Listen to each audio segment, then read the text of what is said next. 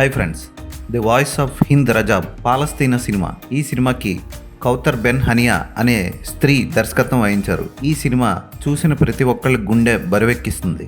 ఈ సినిమా ఎలా ఉందో ఇప్పుడు చూద్దాం. హింద్ రజాబ్ హనూద్ అనే 6 ఏళ్ల పాప, పాలస్తీనా పాప చనిపోయిన తన ఫ్యామిలీతో పాటు కారులో ఇరుక్కుపోయి లోపల ఉండిపోతుంది.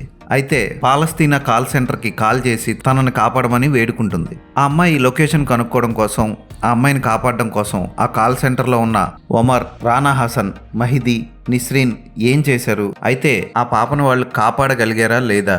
చుట్టూ దాడులు చేస్తున్న ఇజ్రాయెల్ ఆర్మీని దాటుకొని వెళ్ళి ఆ పాపను కాపాడగలిగారా?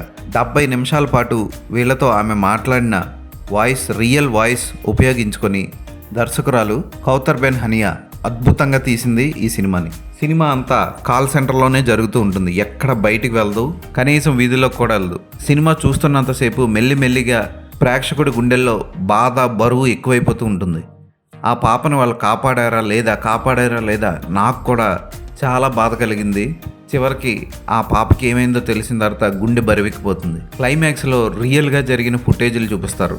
ఈ సినిమా ఇంటర్నెట్లో అవైలబుల్గా ఉంది. ఆస్కార్ నామినీ కూడా దక్కించుకుంది. చాలా బాధాకరమైన సంఘటనని తెర మీద అద్భుతంగా ప్రజెంట్ చేసిన దర్శకురాలికి హ్యాట్స్ ఆఫ్ చెప్పాలి. కౌతర్ బెన్ హనియా హై ఎమోషన్స్ని తెర మీద చూపించిన విధానం ఆకట్టుకుంటుంది. పాప చనిపోయింది అనుకొని ఆమె ఫోటో బోర్డు మీద పెట్టి రాస్తూ ఏడ్చేసే సన్నివేశంలో ఒమర్ వచ్చి పాప చనిపోలేదని చెప్పే సన్నివేశం, క్లైమాక్స్లో కొన్ని సన్నివేశాలని చిత్రీకరించి చూపించలేక కేవలం టైటిల్స్లో అక్కడ ఏం జరిగిందో చూపిస్తారు. చాలా బాధాకరంగా ఉంటుంది ఈ సినిమా. గుండె బరువెక్కిపోతుంది.